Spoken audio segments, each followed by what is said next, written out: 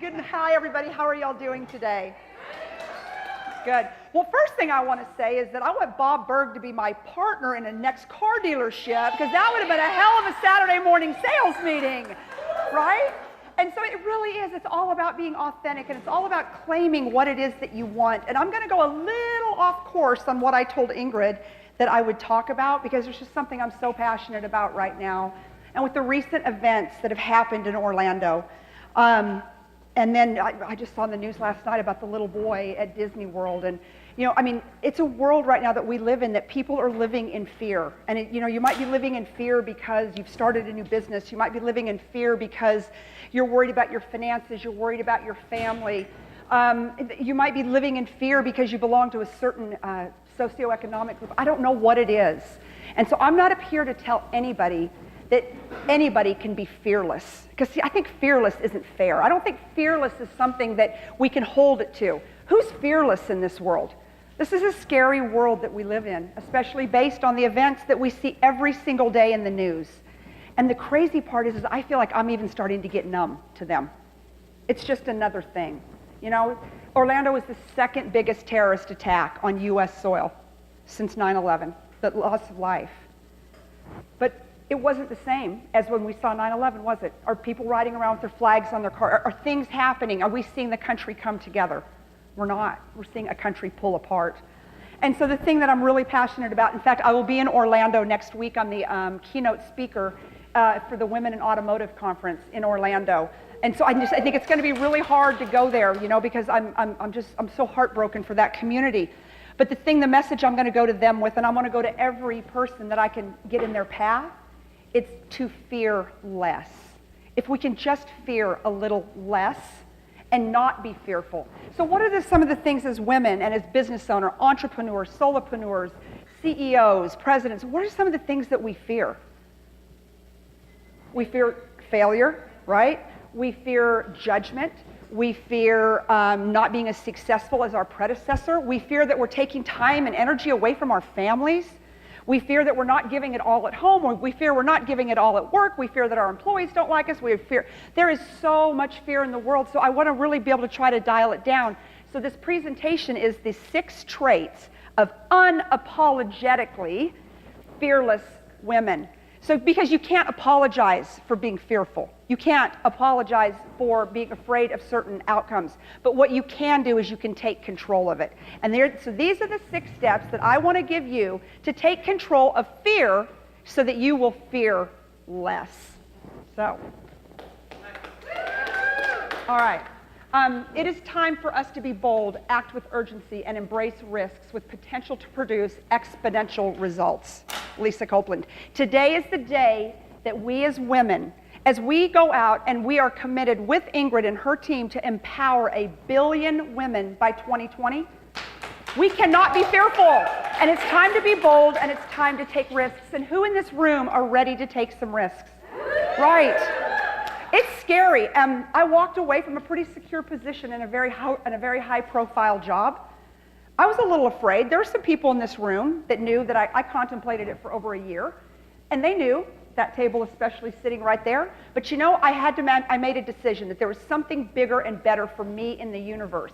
So I had to make the decision to fear less, to step out in what I believe to my very soul is my destiny, which is to empower women to be the biggest and the best they can be, to help entrepreneurs, solopreneurs, and major corporations. I've got clients that, I've got a new one that's a $1 billion new client, a $1 billion company. But to help them build the best workplace that they can build, where they can have a team that's engaged, that they can sustain their success, that they can retain their success. That's a big mission. We did it in the automobile industry, but it needs to be done nationwide.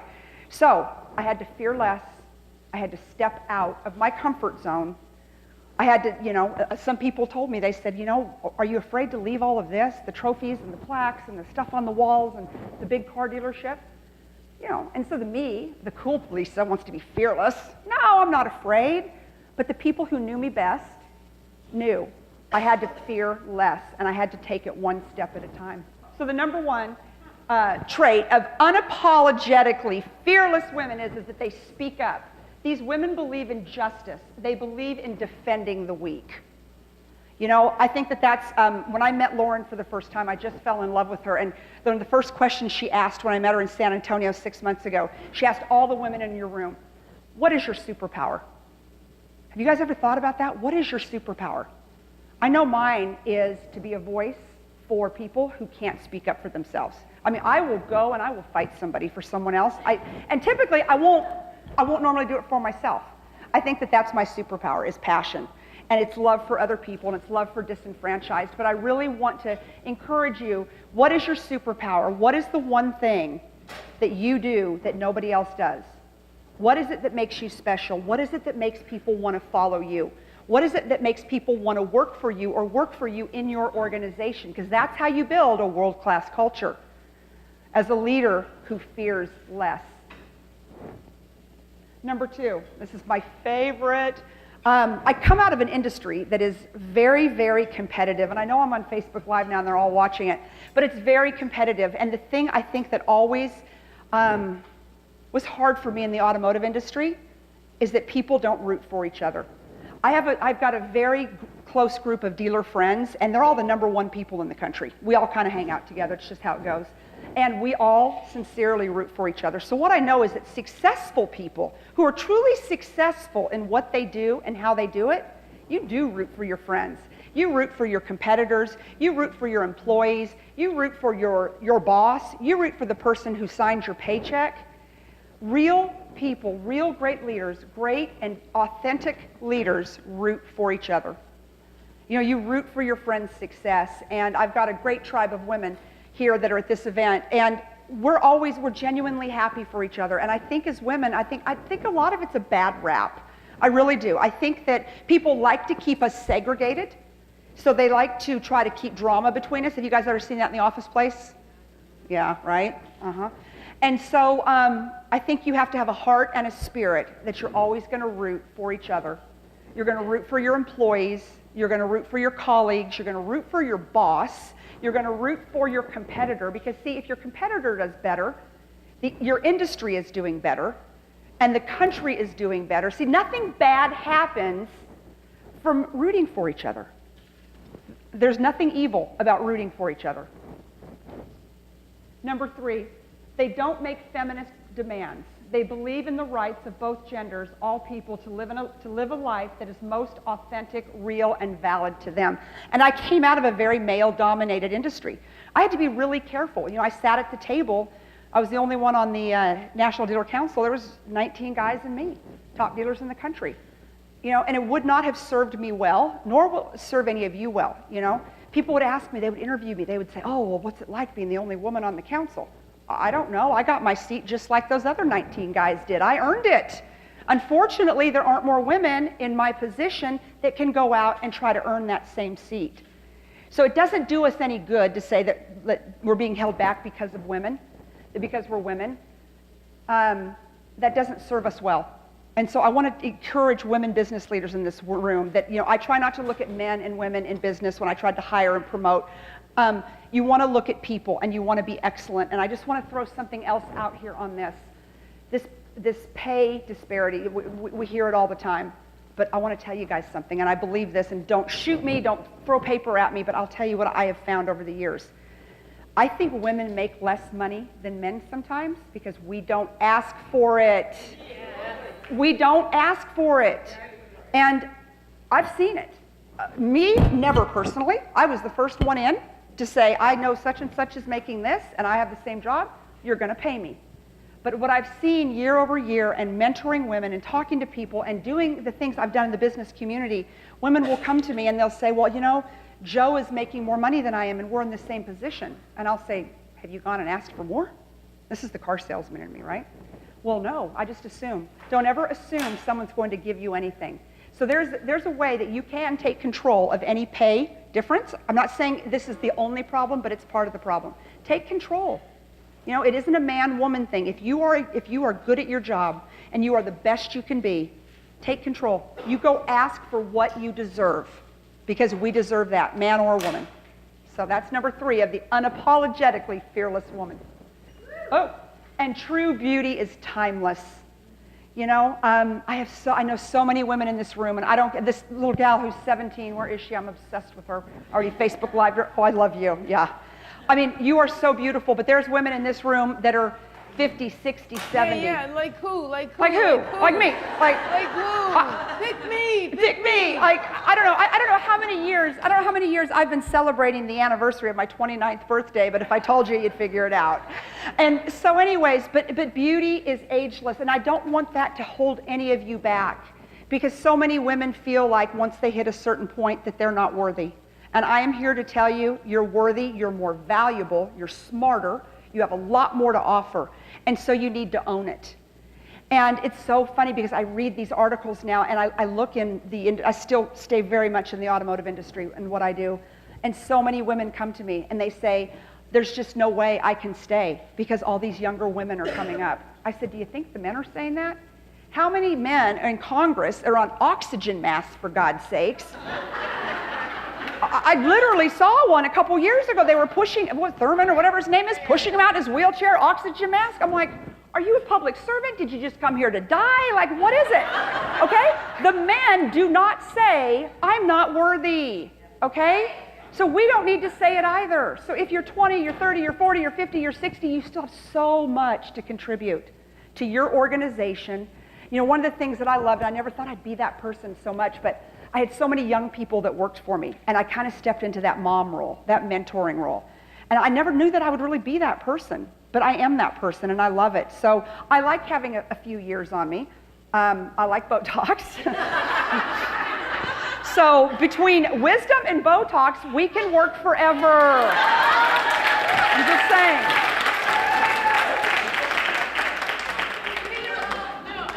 The 17-year-old is signing up for the Botox already. Oh, I promise you, you'll be on it by the time you're 25. I had 25-year-old girls that worked for me. I had some Botox. I was like, oh, God. Okay, this was one for my good friend. Hey, we have Gandhi on this one, too. For my good friend, Melinda Garvey over there. Truly fearless women are not afraid to call people out. So if you're leading your organization, if you're in your family, your friends, your tribe, the people that you do business with every single day, you have to be able to have the courage to call people out. Okay, that is an authentic leader. That builds a great workplace culture, is a leader that is not afraid to have the hard conversations. I used to have lots of them. I mean, lots of them. I can remember when I first got in the business, I was like, ooh, I have to fire somebody? You know? And then it got to the point by the end, it was like, yeah, bring him in. Next, let's go. You know, but I would have those conversations with people. But you have to have them not only with your employees, but you've got to have them with your friends, and you've got to have them with your family, because that's the only way that you build a tribe that'll be your tribe forever. Because if you don't have those conversations, it's not authentic. It isn't sustainable. Sometimes we have to have them in our marriage. I think that's why a lot of marriages don't work.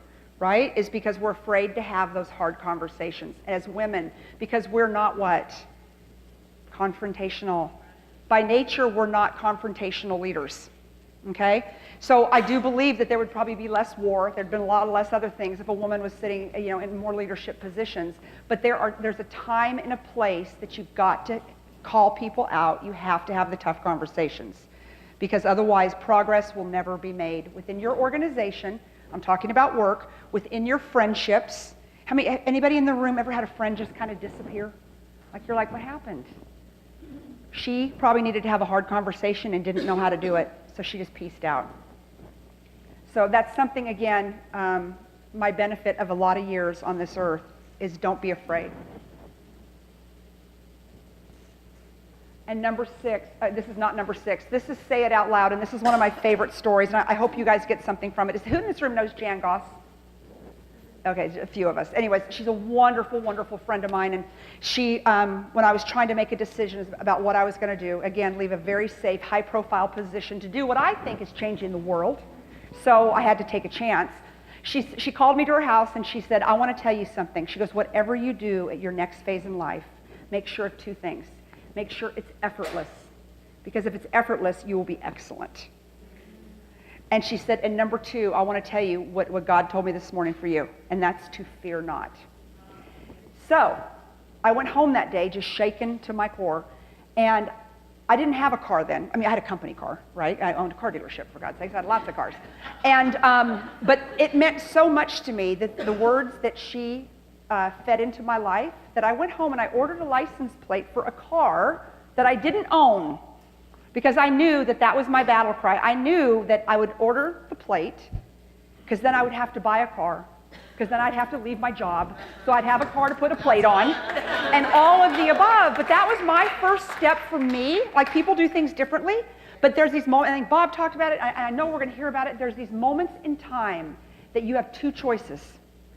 You'll either execute or you won't. And I chose to execute because I knew it was destiny calling. So I bought a license plate for a car that I didn't even own yet. And that is on my car now, though. Nice car. Yes. And I'm not driving. And then this is one of my absolute favorites. Sometimes it's time to go. And in my particular situation, it was time for me to fly.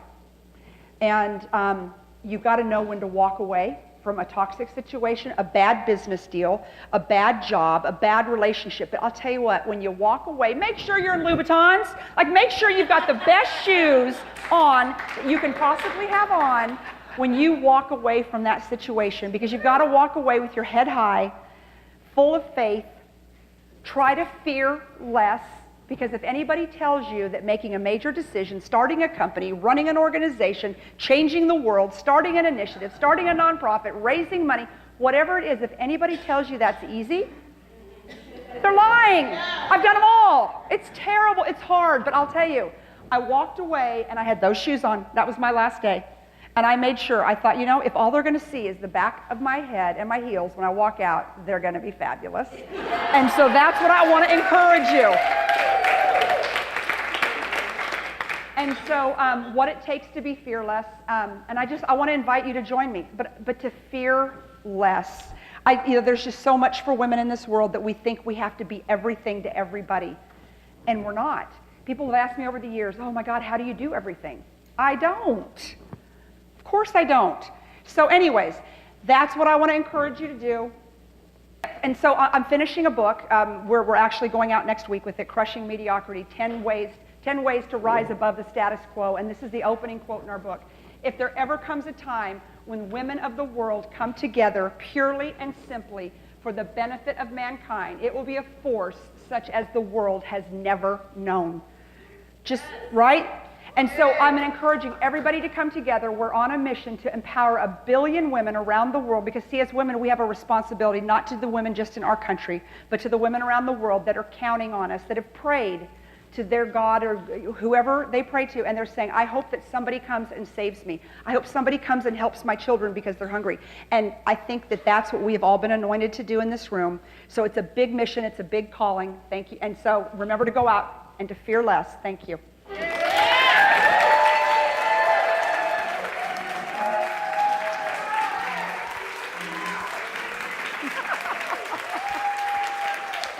I was just getting ready to walk off stage at conventions. That's what I have to do.